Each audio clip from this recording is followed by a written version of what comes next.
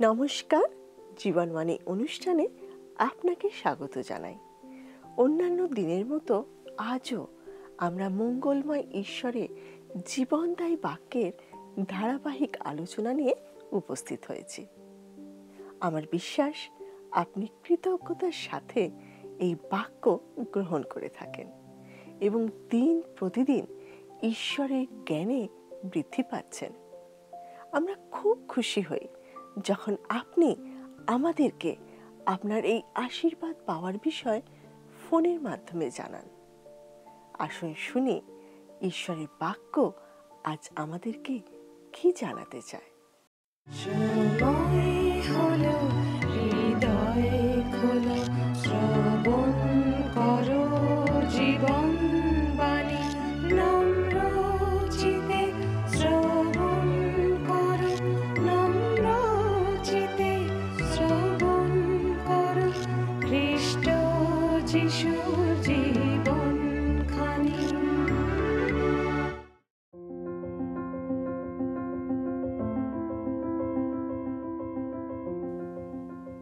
আপনি যদি ধারাবাহিকভাবে আমাদের এই অনুষ্ঠান শুনে থাকেন তাহলে আপনি জানেন যে আমরা বর্তমানে পবিত্র বাইবেলের পুরাতন নিয়ম থেকে জিহিজকেল ভাববাদীর পুস্তকটি আলোচনা করছি। আজকে আমরা 25 এবং 26 অধ্যায় থেকে আলোচনা করব। 22 থেকে 24 অধ্যায়ের আলোচনার সময় আমরা দেখেছি ঈশ্বর ইসরায়েলের উত্তর দেশ সমরীয় এবং দক্ষিণ দেশ জিহুদাকে শাস্তি দিয়েছেন।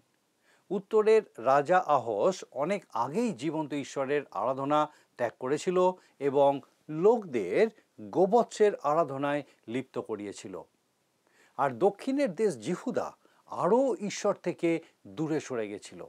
তাদের অধ্যক্ষরা, ভক্ত ভাওবাদীরা এবং তাদের পুরোহিতেরা সমস্ত রকমের অপরাধে নগরকে অপবিত্র করেছিল এবং ঈশ্বরকে অসম্মান করেছিল। তাই ঈশ্বর জিহিজকেলকে একটি উপমা দিয়েছিলেন। জেরুসালেম নগরী একটা কলুষিত হাঁড়ির মতো এবং তার মধ্যে জেরুসালেমের নাগরিকেরা কলঙ্ক স্বরূপ। ঈশ্বর বলছেন তিনি সেই কলুষিত হাঁড়িকে অর্থাৎ জেরুসালেমকে তার নাগরিক সমেত আগুনে পুড়িয়ে দেবেন। তারা মনে করত জেরুসালেম ধ্বংস হবে না, কারণ তা ঈশ্বরের নিজস্ব নগরী। ভক্ত ভাওবাদীরা সেই মতোই শিক্ষা দিত। কিন্তু ঈশ্বর বিভিন্ন উপমার মাধ্যমে বুঝিয়েছিলেন যে জেরুসালেম অবশ্যই ধ্বংস হবে।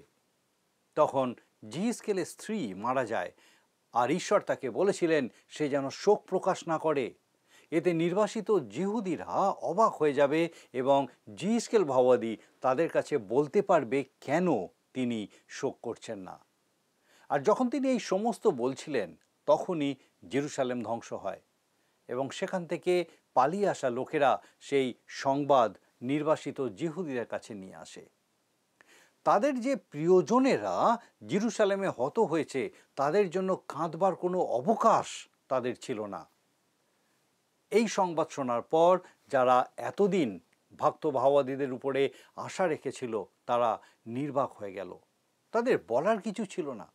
25 অধ্যায়ের পর থেকে আমরা দেখব জিহিজকেল ভাওবাদী এবারে ইসরায়েলের আশেপাশে যে সমস্ত জাতি ছিল তাদের সম্বন্ধে ভাববাণী বলছেন। যদিও বর্তমানে সেই জাতি গোষ্ঠীর কিছুই অবশিষ্ট নেই। ঈশ্বরের ভাববাণী অনুযায়ী তারা সকলেই নিশ্চিহ্ন হয়ে গেছে। জিহিজকেল ভাওবাদীর ভাববাণী সকল নির্ভুল প্রমাণিত হয়েছে। তিনি আর জেরুসালেম সম্বন্ধে নতুন কোনো ভাববাণী বলবেন না। এখন ইসরায়েলের চতুর্দিকে যে সমস্ত জাতি ছিল তাদের কি ঘটবে সেই বিষয়ে বলবেন। এই অধ্যায়ে আমাদের জন্য আশ্চর্য বার্তা আছে। ঈশ্বরের প্রিয় নগরী ধ্বংসস্তূপে পরিণত হয়েছে। একজন মানুষ সেই ধ্বংসস্তূপের উপরে দাঁড়িয়ে আছে। তিনি জিরোমীয় ভাওবাদী। তার চোখ দিয়ে জল গড়িয়ে পড়ছে। ভগ্ন হৃদয় ব্যক্তি, তার মধ্যে সেই ব্যক্তির ছবি ফুটে উঠছে যিনি 500 বছর পর এই পৃথিবীতে আসবেন। তিনিও জৈতুন পর্বতে দাঁড়িয়ে জেরুসালেম যে আবার ধ্বংস হবে সেই জন্য কাঁদবেন। জেরুসালেম আবার ধ্বংস হবে কারণ তারা জীবন্ত সত্য ঈশ্বর থেকে মুখ ফিরিয়ে নেবে। আবার একই সময় আমরা দেখেছি জেরুসালেমের ধ্বংসের কথা শুনেও জিহিজকেল ভাওবাদী কাঁদতে পারেনি। তার প্রিয়তম স্ত্রী মারা গেছে, তবুও তিনি কাঁদতে পারেননি। ঈশ্বর তাকে অনেক শক্ত করেছিলেন। জিরোমিও এবং জেহিস্কেল ঈশ্বরের দুটি দিককে প্রকাশ করেছেন। কোমল জিরোমিও ভাবাদীর মতো প্রভু যিশুও দয়ালু। তিনি চান না যে একজন মানুষও বিনষ্ট হোক, তাই তিনি ক্রুশের উপরে নিজের প্রাণ সমর্পণ করেছিলেন। কিন্তু লক্ষ্য করে দেখুন তিনি জেরুসালেম শহর সম্বন্ধে কি বলছেন। কোরাসিন, ধিক তোমাকে! বৈতসেদা, ধিক তোমাকে! কেননা তোমাদের মধ্যে যে সকল পরাক্রম কার্য করা গিয়াছে, সে সকল যদি সোর ও সিদনে করা যাইত, তবে অনেক দিন পূর্বে তাহারা চট পড়িয়া ভস্যে বসিয়া মন ফিরাইত। কিন্তু বিচারে তোমাদের দশা হইতে বরং সোর ও সিদনের দশা সহনীয় হইবে। আর হে কফরনাহুম, তুমি নাকি স্বর্গ পর্যন্ত উচ্চীকৃত হইবে, তুমি পাতাল পর্যন্ত নামিয়া যাইবে। লোকলিখিত সুসমাচারের 10 অধ্যায় 13 থেকে 15 পদ। দেখুন প্রভু যিশু কত কঠিন কথা বলছেন। সেখানে তিনি আরও বলছেন, হা ফরিসিরা, ধিক তোমাদিওকে! কেননা তোমরা সমাজগৃহে, প্রধান আসন ও হাট বাজারে লোকেদের মঙ্গলবাদ ভালোবাসো। ধিক তোমাদিওকে, কারণ তোমরা এমন গুপ্ত কবরের তুল্য, যাহার উপর দিয়া লোকে না জানিয়া যাতায়াত করে। লুকা 11 অধ্যায় তার 43 আর 44 পদ। দেখুন প্রভু যিশু ইহুদি ধর্মগুরুদের কত কঠিন ভাষায় দোষারোপ করেছেন। ঈশ্বর আগেও যা ছিলেন আজও তাই আছেন। তিনি প্রেমময়, আবার তিনি লৌহ কঠিন, তিনি পবিত্র, তিনি ন্যায় বিচারক। ঈশ্বর প্রেম, এই কথাটার মধ্যে দিয়ে তার একটা দিক বোঝানো হয়ে থাকে, আর আমরা ভুলে যাই যে তিনি ন্যায় বিচারও করেন। ভাববেন না যে আপনি তার প্রেমের তড়িতে চড়ে খুব সহজেই স্বর্গরাজ্যে পৌঁছে যাবেন। আপনি তখনই স্বর্গরাজ্যে যেতে পারবেন যখন আপনি প্রভু যিশুকে বিশ্বাস করবেন, যিনি আপনার জন্য ক্রুশের উপরে তার সমস্ত রক্ত ঢেলে দিয়েছেন। তিনি আপনাকে তার ধার্মিকতা দ্বারা আবৃত করবেন এবং ঈশ্বরের কাছে ধার্মিক রূপে উপস্থিত করবেন। অন্যথায় আপনাকে ঈশ্বরের বিচারের সম্মুখীন হতে হবে। এবারে আমরা ইসরায়েলের আশেপাশের জাতিগুলির বিচারের বিষয় দেখব। যেহেতু তারা অনেক দিন আগেই শেষ হয়ে গেছে, তাই বিশেষ কিছু বলবো না, কিন্তু এগুলো গুরুত্বপূর্ণ বিষয়, কারণ আবার তাদেরকে ফিরে আসতে হবে। ঈশ্বর তাদেরকে ফিরিয়ে আনবেন। প্রথমে আমরা দেখব আম্মন সন্তানদের বিষয়। এরা ইসরায়েলের পূর্ব দিকে মৃত সাগরের অর্থাৎ লবণ সাগরের পাশে বাস করত। এদের সৃষ্টি হয়েছিল খুব মন্দভাবে। লোট এবং তার ঘনিষ্ঠ কন্যার অবৈধ সম্পর্কের ফলে যে সন্তান জন্মেছিল তারই নাম ছিল আম্মন। তার থেকেই এই যাযাবর গোষ্ঠীর উৎপন্ন হয়েছিল। এই বিবরণ আমরা আদি পুস্তক 19 অধ্যায় 33 থেকে 38 পদে দেখতে পাবো। ঈশ্বর বলেছিলেন তারা নবুখদ্নেসরের দাস হবে, এবং তারা তা হয়েছিল। এখন দেখব কেন ঈশ্বর তাদের এই শাস্তি দিয়েছিলেন। আসুন পাঠ করি 25 অধ্যায়ের 3 পদ। লেখা আছে 25 অধ্যায় তার 3 পদ। তুমি আম্মন সন্তানদিওকে বলো, তোমরা প্রভু সদাপ্রভুর বাক্য শুনো। প্রভু সদাপ্রভু এই কথা কহেন, তুমি আমার ধর্মধাম অপবিত্রীকৃত দেখিয়া তাহার বিষয়ে, ইসরায়েল ভূমি ধ্বংসিত দেখিয়া তাহার বিষয়ে, এবং জিহুদাকুল বন্দী হইয়া যাত্রা করিয়াছে দেখিয়া তাহার বিষয়ে বলিয়াছ, বাহবা বাহবা। শত্রুরা যখন ইসরায়েল ধ্বংস করল, তখন আম্মন সন্তানেরা খুব খুশি হয়েছিল। তারা শত্রুদের সাহায্য করেছিল, কিন্তু পরে সেই শত্রুদের দ্বারা নিজেরাই ধ্বংস হয়েছিল।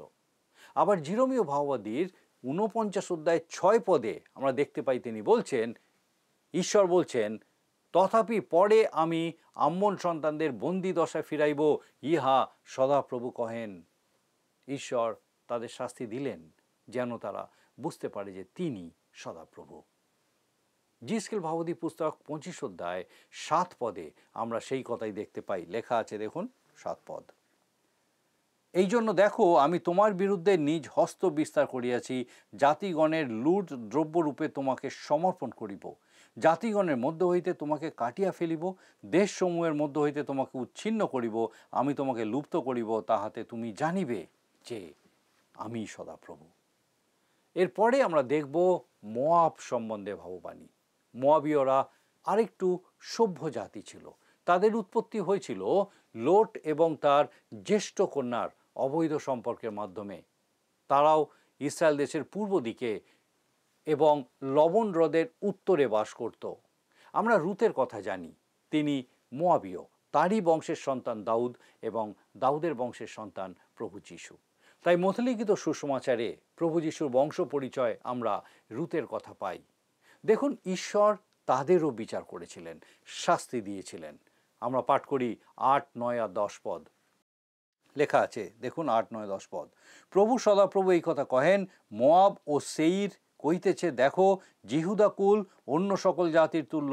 এই জন্য দেখো, আমি মোয়াবের স্কন্দ নগর সমূহের দিকে খুলিয়া দিব, অর্থাৎ চতুর্দিকস্থ তাহার সকল নগরে, বিশেষত দেশের ভূষণ বৈজিসিমতে, বাল্মিয়নে ও কিরিয়াথইমে আম্মন সন্তানদের বিরুদ্ধে পূর্ব দেশের লোকেদের জন্য পথ প্রস্তুত করিয়া দেশ অধিকারার্থে দিব। এইরূপে জাতিগণের মধ্যে আম্মন সন্তানেরা আর স্মৃতিপথে আসিবে না। লক্ষ্য করার বিষয়, ঈশ্বরের বিনা অনুমতিতে ঈশ্বরের মনোনীত জাতি ইসরায়েলের বিরুদ্ধে নিন্দা করা ঈশ্বরের দৃষ্টিতে অপরাধ, আর তাই মোয়াবকে শাস্তি পেতে হয়েছিল। এবারে দেখব ইদোম সম্বন্ধে কি ভাববাণী ছিল। এসৌ থেকে ইদোমের উৎপত্তি, তার বিবরণ আদি পুস্তক 25 অধ্যায়ে আমরা দেখতে পাই। ওবদীয় ভাববাদীর ছোট পুস্তকটিতে এই ইদোমের এবং পাথরে খোদাই করা শহর পেত্রার বিচার ও শাস্তির বিবরণ আছে। জিএসকেল 25 অধ্যায় 12 এবং 13 পদে ঈশ্বর বলছেন কি কারণে তিনি ইদোমকে শাস্তি দিলেন। আসুন পাঠ করি 12 এবং 13 পদ। দেখুন, লেখা আছে 25 অধ্যায় তার 12 এবং 13 পদ। প্রভু সদাপ্রভু এই কথা কহেন, ইদোম প্রতিশোধ লইবার ভাবে জিহুদা কুলের প্রতি কর্ম করিয়াছে ও নিতান্ত দণ্ডনীয় হইয়াছে, তাহাদের প্রতিশোধ লইয়াছে। এই জন্য প্রভু সদাপ্রভু এই কথা কহেন, আমি ইদোমের উপরে আপন হস্ত বিস্তার করিব, তাহার মধ্য হইতে মনুষ্য ও পশু উচ্ছিন্ন করিব। আমি তৈমন অবধি তাহার দেশ উৎসন্ন স্থান করিব ও দদান পর্যন্ত তাহার লোক খড়গে পতিত হইবে। এখানেও দেখতে পাচ্ছি ঈশ্বরের মনোনীত জাতির বিরুদ্ধে দাঁড়ানোর জন্য এবং তাদের ক্ষতি করার জন্য ইদোমকে ঈশ্বর শাস্তি দিয়েছেন। এখন দেখি পলিস্টীয়দের বিরুদ্ধে ঈশ্বর কি ব্যবস্থা নিয়েছিলেন। পাঠ করব 15, 16 ও 17 পদ। দেখুন, লেখা আছে 25 অধ্যায় 15, 16, 17। প্রভু সদাপ্রভু এই কথা কহেন, পলেস্টিয়ারা প্রতিশোধ লইবার ভাবে কর্ম করিয়াছে। হ্যাঁ, চিরশত্রুতা প্রযুক্ত বিনাশ করণার্থে প্রাণের অবজ্ঞার সহিত প্রতিশোধ লইয়াছে। এই জন্য প্রভু সদাপ্রভু এই কথা কহেন, দেখো আমি পলেস্টীয়দের উপরে আপন হস্ত বিস্তার করিব, করেথীয়দিওকে কর্তন করিব এবং সমুদ্রের উপকূলের অবশিষ্ট সকলকে বিনষ্ট করিব। আর আমি কোপজনিত বিবিধ ভৎসনা দ্বারা তাহাদের ভারী প্রতিশোধ লইব। আমি যখন তাহাদের প্রতিশোধ লইব, তখন তাহারা জানিবে যে আমি সদাপ্রভু। পলিস্টীয়রা সেই দেশ থেকে সম্পূর্ণ মুছে গেছিল। আর জিএসকেল ভাববাদীর ভাববাণী এতটাই অক্ষরে অক্ষরে সফল হয়েছিল যে অনেক সমালোচক এই ভাববাণীকে অনেক পরে দেখাতে চায়, বোঝাতে চায় যে এটা ইতিহাস, ভাববাণী নয়। আমরা প্রতিটা ক্ষেত্রেই দেখতে পাচ্ছি যে সমস্ত জাতি জীবন্ত ও সত্য ঈশ্বরের এবং তার মনোনীত জাতি ইসরায়েলের নিন্দা করেছে, অপমান করেছে বা তাদের ক্ষতি করেছে, তারাই বিচারে দণ্ডিত হয়েছে। 26 থেকে 28 অধ্যায়ে আমরা দেখব সোর এবং সিদোন সম্বন্ধে ভাববাণী। সোর এবং সিদোন শহর দুটির মধ্যে এতটাই মিল ছিল যে এদেরকে কখনো আলাদা করে ভাবা হতো না। ঈশ্বরের ভাববাণী অক্ষরে অক্ষরে পূর্ণ হওয়ার একটা উদাহরণ হলো সোর এবং সিদোন। বিখ্যাত ফিনিশীয় জাতির রাজধানী ছিল সোর। তারা তাদের সামুদ্রিক অভিযানের জন্য বিখ্যাত ছিল। তারা সমগ্র ভূমধ্যসাগর এবং তার বাইরেও জলপথে বিভিন্ন রকমের ব্যবসা চালাতো। ভূমধ্যসাগরের উত্তরে বর্তমান স্পেনের দক্ষিণে হারকিউলিসের স্তম্ভ অর্থাৎ জিব্রাল্টার পর্বতের পাশ থেকে তারা গ্রেট ব্রিটেন পর্যন্ত যেত এবং সেখান থেকে টিন আমদানি করত। হারকিউলিসের দ্বিতীয় স্তম্ভটি ভূমধ্যসাগরের দক্ষিণে সেউটার মন্টেহাচো অথবা মরক্কোর জেবেল মুসা, এই দুটি পাহাড়ের যে কোনো একটি। যাই হোক, এই ফিনিশীয়রা উত্তর আফ্রিকাতে অনেক কলোনি তৈরি করেছিল, আবার স্পেনের তর্শিসে শহর তৈরি করেছিল এবং সমুদ্রপথে অনেক অভিযান চালিয়েছিল। সোর ছিল এক বিখ্যাত এবং গর্বিত শহর। সোরের রাজা হিরম দাউদের বন্ধু ছিল এবং তাকে নির্মাণ কাজে সমস্ত দ্রব্যাদি সরবরাহ করত। দাউদের সাথে হিরমের যে বন্ধুত্ব ছিল, সলোমনের সাথে সেই বন্ধুত্ব ছিল না। আপাত দৃষ্টিতে হিরম খুব বড় রাজা ছিলেন, কিন্তু বাল দেবতার পুজোর কেন্দ্রবিন্দু ছিল সোর এবং সিদন। সিদনের ইদবাল রাজার কন্যা ইসেবেলের সাথে ইসরায়েলের রাজা আহাবের বিবাহ হয়েছিল এবং সে ইসরায়েল দেশের উত্তর রাজ্য সমরিয়াতে বাল দেবতার আরাধনার সূচনা করেছিল। এখন দেখব এই সোর এবং সিদন সম্পর্কে ঈশ্বর কি ভয়ঙ্কর কথা বলেছিলেন। আমরা আসুন পাঠ করি ২৬ অধ্যায়ের প্রথম ২ পদ, ২৬ অধ্যায় ১ ও ২ পদ। আর একাদশ বৎসরে মাসের প্রথম দিবসে সদাপ্রভুর এই বাক্য আমার নিকটে উপস্থিত হইল। হে মনুষ্য সন্তান, জেরুসালেমের বিষয়ে সোর বলিয়াছে, বাহবা, জাতিগণের পুরোদ্বার ভগ্ন হইল, সে আমার দিকে ফিরিয়াছে, আমি পূর্ণা হইব, সে তো উচ্ছিন্ন হইয়াছে। আর এই কথা বলার জন্য আমরা জানি জেরুসালেম ধ্বংস করার পর নবুখুদনিসর সোর শহরকেও ধ্বংস করেছিল। আসুন আমরা এরপরে দেখি ৩ এবং ৪ পদে লেখা আছে, এই জন্য প্রভু সদাপ্রভু এই কথা কহেন, হে সোর, দেখো আমি তোমার বিপক্ষ সমুদ্র যেমন তরঙ্গ উঠায়, তেমনি তোমার বিপক্ষে আমি অনেক জাতিকে উঠাইব। তাহারা সোরের প্রাচীর বিনষ্ট করিবে, তাহার উচ্চ গৃহ সকল ভাঙিয়া ফেলিবে, এবং আমি সেই নগরের ধূলি তাহা হইতে চাঁচিয়া ফেলিব ও তাহাকে শুষ্ক পাষাণ করিব। ঈশ্বর বলছেন সোরের বিরুদ্ধে জাতিগণ আসবে এবং যেমনভাবে সমুদ্রের ঢেউয়ে পাড় ভেঙে যায় তেমনভাবে সোর ধ্বংস হবে। এই বিরাট বাণিজ্য শহর যা অজেয় ছিল তা ধ্বংস হবে। নবুখুদনিসর এসেছিলেন, শহর ধ্বংস করেছিলেন, কিন্তু ঈশ্বর যেমন বলেছিলেন সেই নগরের ধুলি চেঁচে পরিষ্কার করবেন, নবুখুদনিসর তা করেননি। ৫ পদে লেখা আছে, দেখুন ৫ পদে, সে সমুদ্রের মধ্যে জাল বিস্তার করিবার স্থান হইবে, কেননা আমি ইহা কহিলাম, ইহা প্রভু সদাপ্রভু বলেন, আর সে জাতিগণের লুট দ্রব্য হইবে। ঈশ্বর বলেছিলেন সেটা একটা জেলে বস্তিতে পরিণত হবে, সেটা আর বিখ্যাত বাণিজ্য কেন্দ্র থাকবে না। আর বর্তমানে সেটাই হয়েছে। ৬ পদে আরও একটা আশ্চর্য বিষয় লেখা আছে, দেখুন, আর জনপদে তাহার যে কন্যাগণ আছে তাহারা খড়গে নিহত হইবে, তাহাতে তাহারা জানিবে যে আমি সদাপ্রভু। তাহার কন্যারা অর্থাৎ সোর এবং সিদনের যে সমস্ত কলোনি ছিল সেগুলো, তারা ভূমধ্য সাগরের বিভিন্ন দ্বীপে এবং বিভিন্ন তীরে অনেক কলোনি স্থাপন করেছিল, যেমন সাইপ্রাস দ্বীপ। তারা সেখান থেকে তামা নিয়ে আসতো, আর এই ফিনিশীয়রা বিভিন্ন দেশে সেই সমস্ত তামা, টিন ইত্যাদি ধাতু সরবরাহ করত। ঈশ্বরের বাক্য অনুযায়ী সেই সমস্ত কলোনিও ঈশ্বরের দণ্ড এড়াতে পারবে না। আসুন এবারে আমরা ৭ থেকে ১০ পদ পাঠ করি। আমার বিশ্বাস আপনার কাছে বাইবেল আছে আর আপনিও আমার সঙ্গে বাইবেল থেকে পড়ছেন। ২৬ অধ্যায় ৭ থেকে ১০ পদ। কারণ প্রভু সদাপ্রভু এই কথা কহেন, দেখো আমি উত্তর দিক হইতে অশ্ব, রথ ও অশ্বারোহীগণের এবং জনসমাজের ও অনেক সৈন্যের সহিত রাজাধিরাজ বাবিলরাজ নবুখুদনিসরকে আনাইয়া সোরে উপস্থিত করিব। সেই জনপদে অবস্থিতা তোমার কন্যাগণকে খড়গাঘাতে বধ করিবে, তোমার বিরুদ্ধে গড় বাঁধিবে, তোমার বিরুদ্ধে জাঙ্গাল বাঁধিবে ও তোমার বিরুদ্ধে ঢাল উত্তোলন করিবে। আর সে তোমার প্রাচীরে দুর্গভেদক যন্ত্র স্থাপন করিবে ও আপন তীক্ষ্ণ অস্ত্র দ্বারা তোমার উচ্চ গৃহ সকল ভাঙিয়া ফেলিবে। তাহার অশ্বগণের বাহুল্য প্রযুক্ত, তাহাদের ধূলি তোমাকে আচ্ছাদন করিবে।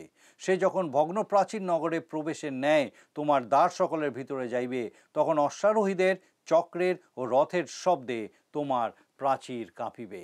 ঠিক জেরুসালেমের মতো নবুখুদনিসর প্রাচীন সোর নগরের প্রাচীর ভেঙে ফেলেছিলেন এবং জিহিজকেল ভাওবাদীর এই ভাববাণী অক্ষরে অক্ষরে পূর্ণ হয়েছিল। ১১ পদে লেখা আছে, সে আপন অশ্বগণের খুঁড়ে তোমার সমস্ত পথ দলিত করিবে, খড়গ দ্বারা তোমার প্রজাদিগকে বধ করিবে ও তোমার পরাক্রম সূচক স্তম্ভ সকল ভূমিসাৎ হইবে। একটা আশ্চর্য বিষয় হলো 7 থেকে 11 পদে নবুখদ্নেসর সম্বন্ধে বলা হয়েছে সে সোর এবং তার কলোনি নগরগুলো ধ্বংস করবে। কিন্তু 12 পদ থেকে আমরা দেখব যে ঈশ্বর বলছেন উহারা আসবে এবং ধ্বংস করবে, তারা হত্যা করবে। এখানে সে আসবে বলেননি, কিন্তু বলেছেন উহারা আসবে, অর্থাৎ জাতিগণ আসবে, লুট করবে, হত্যা করবে। আসুন আমরা 12, 13 আর 14 পদ, 3টে পদ পাঠ করি। উহারা তোমার সম্পত্তি লুট করিবে, তোমার বাণিজ্য দ্রব্য হরণ করিবে, তোমার প্রাচীর ভাঙিয়া ফেলিবে ও তোমার মনোরম্য গৃহ সকল ধ্বংস করিবে। এবং তাহারা তোমার প্রস্তর, কাষ্ঠ ও ধূলি জলমধ্যে নিক্ষেপ করিবে। আর আমি তোমার গানের শব্দ নিবৃত্ত করিব এবং তোমার বীণাধ্বনি আর শোনা যাইবে না। আর আমি তোমাকে শুষ্ক পাষাণ করিব, তুমি জাল বিস্তার করিবার স্থান হইবে, তুমি আর নির্মিত হইবে না, কেননা আমি সদাপ্রভু ইহা কহিলাম, ইহা প্রভু সদাপ্রভু বলেন। এই ভাববাণী পূর্ণ হতে প্রায় 300 বছর সময় লেগেছিল। এই 300 বছর সোর শহর ধ্বংসস্তূপ হিসেবে পড়েছিল, নবুখদ্নেসর তা ধ্বংস করেছিলেন। কিন্তু ভাববাণীর বাকি অংশ পূর্ণ হয়নি, নগরের ধুলি চেঁচে সমুদ্রে ফেলে দেওয়া হয়নি। যাই হোক, পশ্চিম দিক থেকে গ্রিক বীর আলেকজান্ডার এসেছিলেন। দানিয়েল ভাববাদী দর্শনে দেখতে পেয়েছিলেন যে পশ্চিম দিক থেকে এক পুরুষ ছাগ আসছে। বাবিলীয় বন্দিদশার পর সোরের লোকেরা ফিরে এসে আবার নতুন করে শহর গাঁথতে শুরু করেছিল, তবে তা মূল ভূখণ্ডে প্রাচীন সোরের ধ্বংসাবশেষের উপরে নয়, কিন্তু একটু দূরে ছোট্ট একটা দ্বীপে। ভেবেছিল দ্বীপে থাকলে তারা নিরাপদ থাকবে। আলেকজান্ডার এসে দেখেছিলেন সোর ধ্বংসাবশেষ অবস্থাতেই আছে, কিন্তু নতুন শহর তৈরি হয়েছে সমুদ্রের মধ্যে একটা ছোট্ট দ্বীপে। তার হাতে যথেষ্ট সময় ছিল এবং তার কাছে অনেক লোকবল ছিল, আর তাই তিনি সেই দ্বীপে যাওয়ার জন্য একটা রাস্তা তৈরি করেছিলেন। আর সেই রাস্তার জন্য যে পাথর আর মাটির দরকার হয়েছিল তা সেই প্রাচীন সোর নগরের ধ্বংসাবশেষ থেকে চেঁচে তুলে নেওয়া হয়েছিল এবং সমুদ্রে ফেলে রাস্তা করা হয়েছিল। সেই রাস্তা দিয়ে তিনি সেই নতুন সোর নগরটিও ধ্বংস করেছিলেন এবং তারপর থেকে সেই নগর আর তৈরি হয়নি। এটি একটি উল্লেখযোগ্য ভাববাণী। এর প্রত্যেকটি কথা অক্ষরে অক্ষরে পূর্ণ হয়েছে। তাই অনেক সময় সমালোচকেরা বলে যে এই ভাববাণী অনেক পরে লেখা হয়েছে, ইতিহাস থেকে জেনে। কিন্তু মনে রাখবেন, ঈশ্বর যা বলেন তা অক্ষরে অক্ষরে তিনি পূর্ণ করেন। যারা আলেকজান্ডারের তৈরি ওই রাস্তা দিয়ে গিয়ে নতুন সোর শহরের ধ্বংসাবশেষ দেখেছেন, তারা কখনোই বলবেন না যে ঈশ্বরের বাক্য অনুমান করে লেখা। সিদোন আজও আছে, কিন্তু সোরের কোনো অস্তিত্ব নেই। কেউ তা পুনর্গঠন করতে চেষ্টা করেনি, কারণ ঈশ্বর বলেছেন তা কখনো পুনর্গঠিত হবে না। আর আপনি যদি তা চেষ্টা করেন তাহলে আপনার সময় ও অর্থ বৃথা ব্যয় হবে। তাই ভুল করেও কেউ সে কাজ করার চেষ্টা করেনি। আমাদের আজকের আলোচনায় আমরা অনেকগুলি বিষয় জানতে পারলাম। প্রথম অংশে আমরা দেখেছি ঈশ্বর বলেছেন কেন তিনি ইসরায়েল এবং তার দুটি রাজা সমরিয়া এবং জিহুদাকে শাস্তি দিয়েছেন। আর দ্বিতীয় অংশে দেখেছি ইসরায়েল দেশের আশেপাশে যে সমস্ত রাজ্য ছিল, যারা ইসরায়েলের বিপদের সময়, তার ধ্বংসের সময় খুশি হয়েছিল এবং তারা ঈশ্বরের মনোনীত জাতির বিরুদ্ধে বলেছিল, আর তাই ঈশ্বর তাদের শাস্তি দেবার প্রতিজ্ঞা করেছিলেন। জিএসকেল ভাববাদীর মাধ্যমে সে কথা তিনি জানিয়েছিলেন, আর আমরা দেখেছি তা অক্ষরে অক্ষরে পূর্ণ হয়েছে। আম্মন, মোয়াব, ইদোম এবং পলিস্টীয়দের দেশ সম্পূর্ণ মুছে গেছে। সোর এবং সিদোন ধ্বংস হয়েছে। আর যখন আমরা জানছি ঈশ্বরের বাক্য পূর্ণ হচ্ছে, তখন আমরা কি শিক্ষা পাচ্ছি? ঈশ্বর জেরুসালেম বা সোর বা সিদোন বা অন্য কোনো দেশকে একদিনে ধ্বংস করে দেননি। তিনি অনেক সুযোগ দিয়েছেন, কিন্তু তারা কেউ ঈশ্বরের সম্মান করেনি, ঈশ্বরের বাক্যকে তুচ্ছ করেছে। আসুন আমরা আজকে চিন্তা করে দেখি, আমরা ঈশ্বরের বাক্য কতটুকু শুনি, কতটুকু বুঝি বা কতটুকু মেনে চলার চেষ্টা করি। এই পৃথিবীর জন্য যে ভবিষ্যৎবাণী করা আছে সেই বিষয়ে আমরা কতজন সচেতন, আমরা কতজন প্রস্তুত? শেষকালে প্রভু যীশু আসবেন, এই পৃথিবী ধ্বংস করবেন, নতুন পৃথিবীর সৃষ্টি করবেন। তার আগে তিনি তার মনোনীত লোকদেরকে তার কাছে নিয়ে যাবেন। যদি আমি আপনি প্রস্তুত থাকি, তাহলে হয়তো আমরা সেই ধ্বংসের হাত থেকে রক্ষা পাব। আসুন আমরা বাক্য অধ্যয়ন করি, বাক্য মেনে চলার চেষ্টা করি। ঈশ্বর আমাদের প্রত্যেককে আশীর্বাদ করুন। আসুন প্রার্থনায় যাব, আর আমি চাইবো আপনি আমার সঙ্গে প্রার্থনায় যোগ দিন। আসুন প্রার্থনা করি। করুণাময় পিতা, ধন্যবাদ দিই প্রভু, তোমার পবিত্র পরাক্রমে তুমি আমাদের জন্য চিন্তা করে থাকো এবং তোমার সেই পরিকল্পনায় আমাদেরকে তুমি সুযোগ দিয়ে থাকো। ধন্যবাদ দিই আজকে আমাদের প্রত্যেক দর্শক বন্ধুর জন্য, যাদের কাছে নতুনভাবে তোমার এই সুযোগ আরেকবার তুমি বুঝতে জানতে তাদেরকে সাহায্য করলে। প্রার্থনা করি সে প্রত্যেক আত্মা প্রাণকে তোমাতে সঞ্জীবিত রাখো, তোমাতে বেড়ে উঠতে সাহায্য করো, তোমার অনুগ্রহে পূর্ণ রাখো, সুস্থ রাখো, সুরক্ষিত রাখো, তোমার পবিত্র আত্মা সুপরিচালনায় স্থির রাখো। তোমার যিশু নামে ভিক্ষা দয়া করে শ্রবণ ও গ্রহণ করো। আমেন।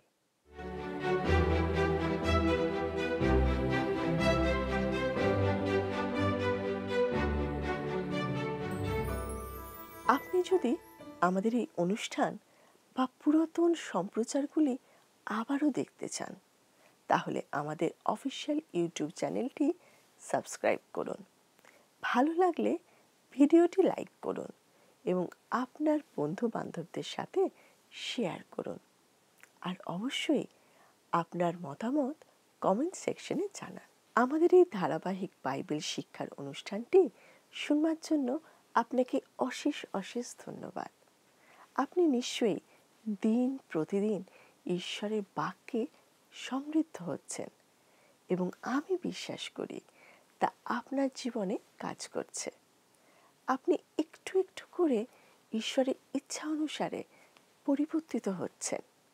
আমরা যা শুনছি তা মনে রাখার জন্য প্রত্যেক দিন ঈশ্বরের বাক্যপাঠ আমাদের খুবই জরুরি। আশা করি আপনি তা করেন। এখন আমরা আজকের দিনের প্রশ্নটা মন দিয়ে শুনে নিই। প্রিয় বন্ধু, আসুন আমরা আজকের প্রশ্ন উত্তরে আসি। গতকালের প্রশ্নের উত্তর অপশন এ, সমরিয়া। আজকের প্রশ্ন, ইসরায়েল রাজ আহাবের স্ত্রী কোন দেশের রাজকন্যা ছিলেন? Option A, Shur, B, Sidon, C, Moab, D, Edom. প্রিয় বন্ধু, এই প্রশ্নের উত্তর আগামীকাল সন্ধ্যা 6টার মধ্যে option A, B, C, D সহকারে আপনার নাম ও সম্পূর্ণ ঠিকানা সহ 9433497235 এই নম্বরে SMS বা লিখে পাঠাবেন।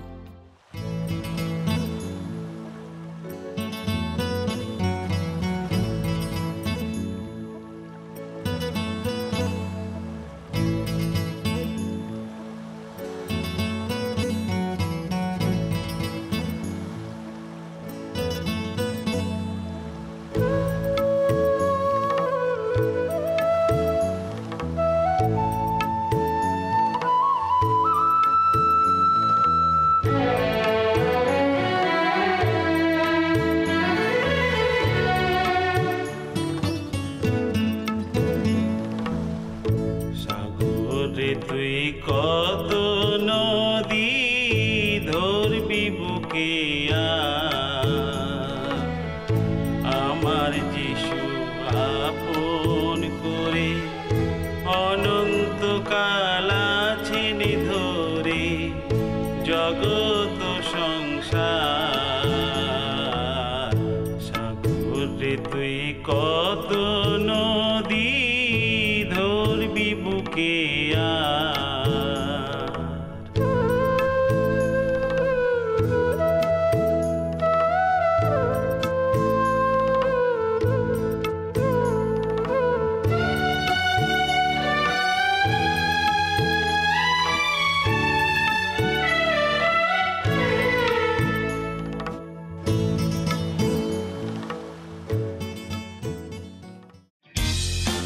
যদি আপনার এই অনুষ্ঠান ভালো লেগে থাকে তাহলে এই নম্বরে একটি মিসড কল করুন।